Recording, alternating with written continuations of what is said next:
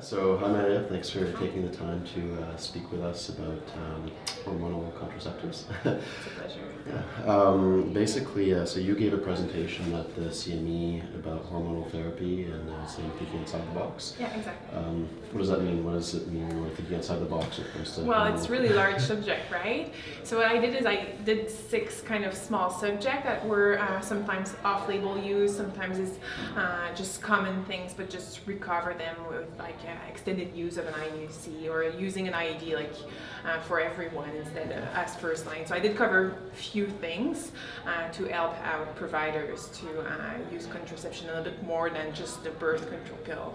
Okay, great. So where would you say we're at right now with hormonal contraceptives? Do you think that they're being used to the extent that they could in Canada? Or? Well, yeah, and we have like a lot of options right now, right? We have like the birth control pill, we have the patch, the ring, and we have really good IUDs as well. We have the copper one, but we also have the levonorgestrel IUS, which we are more and more using for bleeding control as well. So we're starting to use not only for birth control, but for bleeding management. And so for some women, it's really efficient. And so we are using them really in a good fashion, but we know that IED are really effective, and from studies we know that we should actually offer them as first line instead of the birth control pill or the patch or the ring, because women are usually more satisfied, they continue it. Most of women with the birth control pill or the patch, the ring, they tend to just stop it at some point because they need to go to the pharmacy every month to have it refilled. They might not be able to afford it every month. They just forget about it. So they tend to just stop it. And there's the side effects as well. And so we know that for an IUD, usually it can last up to 5 or 10 years depending on which one you're taking. So it's much more efficient and it's much more easy for the women as well.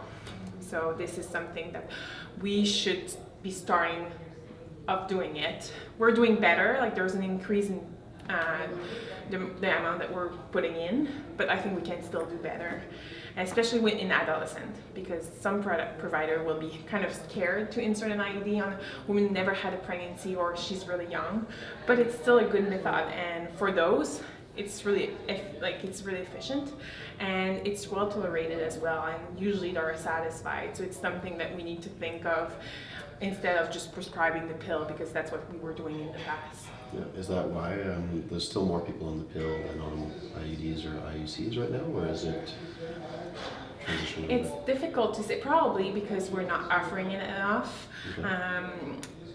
First-line providers sometimes don't necessarily think about it. And the other problem as well is most of the time, like, women would know someone who had a bad experience on the IUD. Okay. The problem is the people who has bad experience who speak out, Yeah. right? The people who are doing well won't say anything.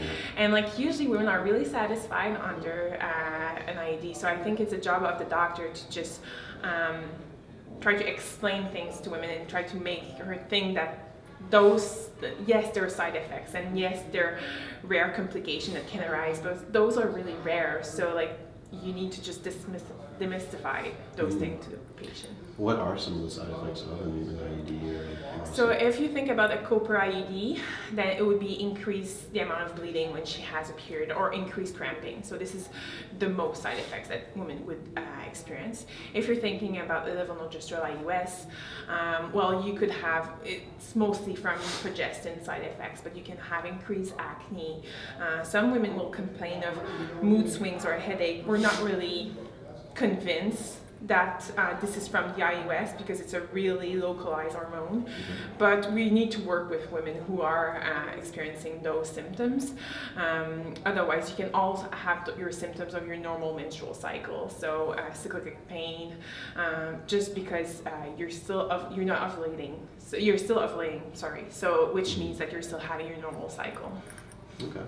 What do you think is something we could do to raise awareness about the effectiveness of IUDs and IUS and get more people on it? Well, a good thing would be to have it covered.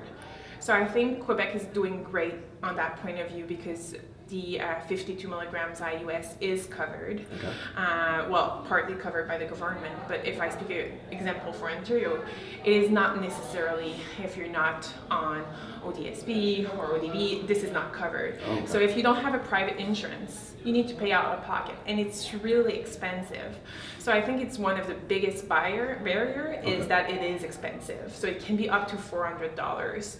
And for some, yes, if you think about a birth control pill that you're taking every month for 5 years, at the end of the 5 years, it's going to be more expensive than the IUD.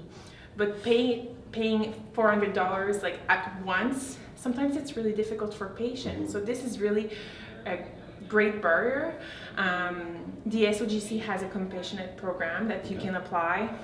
It's like the first Monday of every month, but it's still difficult to get some IUDs. So I think it's the greatest barrier. And there was a cost model study that was done a few years ago, evaluating about like would it be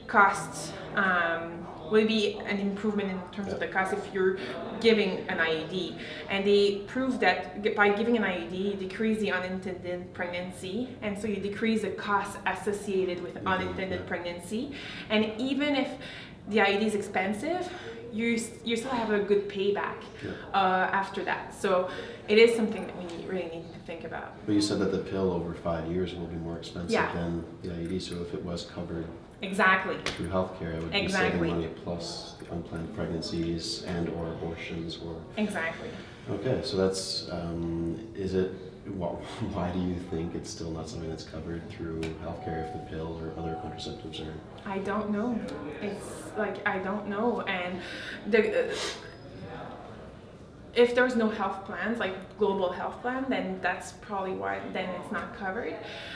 We know that like from within the next few months, the government of Ontario, to speak about Ontario only, will provide some medication for women like 21 years and under for free. So, and we think that those drugs will be from the normal list, from ODSP and things like that. So we think then technically the 52 milligrams IUS would be covered.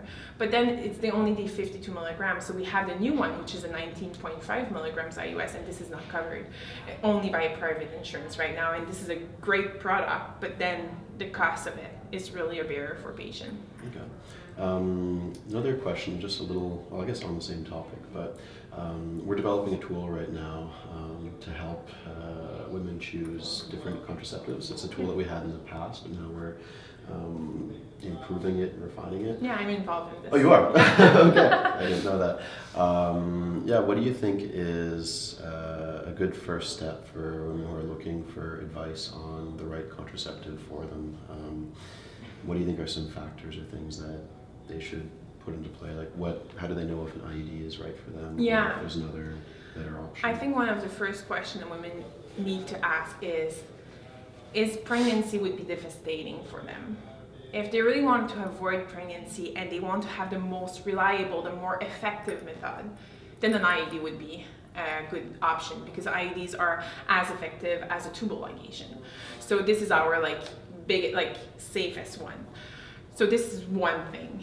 Okay. If she is not regularly having sex because she lives far away from her partner, she still has a stable partner, she's above 40, technically her fertility is not as good as when she was 20, maybe a condom would be enough, right? So sometimes that first question, just thinking about it, it's a good thing. Then, did she fail another contraception method before? Because if she failed the birth control pill, she won't necessarily want to go back on this one. So she might be interested in having another one. And bleeding problem. So is her periods a problem for her or not? So if she has issue with her periods are like really heavy, then it's method that would control the bleeding. We know that the IUD would help. We know that the birth control pill can help. So this is other questions that we tend to ask, like, do you want to have a period or you don't want to have a period? Yeah. Some women, it's really important to have periods every single month.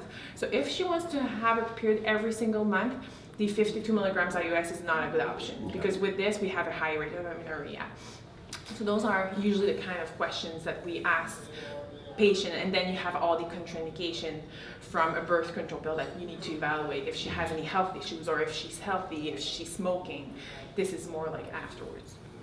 But generally, for the vast majority, you'd say of younger sexually active women, that an IUD is probably.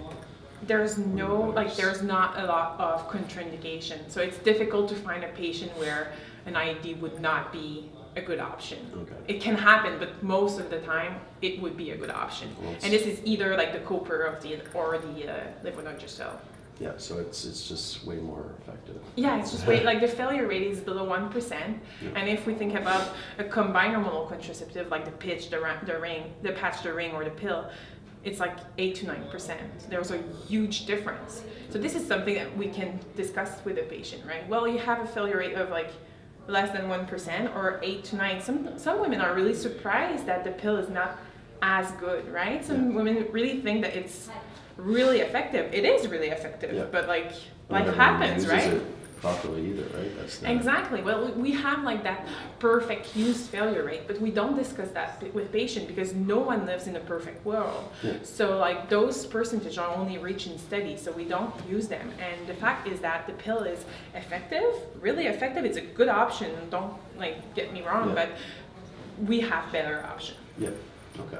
Well, that's so how do you think we get there to the point where if the biggest barrier, one of the biggest barriers is cost, do you think it's in the near future that IUDs become covered?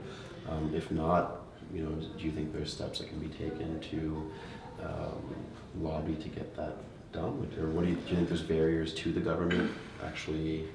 Well, I think like those kind of interviews, like I think it can help, right? I think it's minor things that can help. So I think like it's minor things that just so people know out there that it's a really good option, but it is really expensive. And it's expensive, but you need to talk with the patient also because she might be able to afford it at some point. So you don't need to assume like, oh, she doesn't have coverage, she won't be able to pay it. That's not true. Like she might be able to afford it. So you need to work with her on that point. So it should always be recommended or try to see if it's possible. Exactly. For those who it's not possible for, do you see in the future, or near future, that we'll be able to get those things covered through? I don't know. We're hoping, but like I'm not aware of anything else. No, exactly, except that project in Ontario. And the other thing we need to consider is that Cooper IUD are cheaper, way cheaper. You can have one for up to $80 or $120, which is still good for 5 years, so it's really cheap. So for a woman who doesn't have any issues with her bleeding and she is not able to afford $400 IUD. A Cooper IUD is as effective. It's the same thing. The only downside is you don't have the advantage of the hormone one with the bleeding. But for a woman who doesn't have any issues with her period, she might not mind, and it's as effective. So it's just another way to prescribe it, and it's really easier usually for a woman to pay $80, right? Yeah. And how long has you mentioned that the IUS has been covered in Quebec, or it's starting to be in certain? So it's like, there's a health plan that is a little bit different in Quebec, but yes, it's like, I don't know the percentage of it out of it, but it's covered to a certain percentage. So usually women doesn't have any issues to pay for it, like the rest, the balance. And how long has it been like that in Quebec? Is it a recent thing? Or throughout my residency it was like this, so I haven't, exactly. I was just curious. For the last few years, it's not something that is new. Okay, I was just curious if there's stats to show how effective that is in Quebec versus provinces that don't have. It could be interesting, actually. We don't have those data, but it could be interesting to just like see, do we insert more IUD in Quebec than we do in other provinces? I don't know about the other provinces as well, right? So I don't know if in Saskatchewan or BC they have the same kind of program where it's covered. That I don't have the information. Well, those are all the questions I have. Do you have anything else that you think you'd like to mention or bring up? Patients should know? The only thing is like the women who are using IUD, the levonorgestrel IUS, and they are using it for menstrual management, and they are over 40, over 45 mostly. If they're only using it for menstrual management and are not using it for contraception, they can use it for more than 5 years, as long as the symptoms are fine with, like if she's not bleeding after 5 years, there's no need to change it if she has no issues with contraception. If it's only for bleeding management because her partner had vasectomy or things like that, then this is something that women should know, because then they don't have to pay for another one, and you don't have the risk from the insertion another time. So Okay. otherwise, no. All right. Well, thank you so much. Really No appreciate problem. the time. No problem.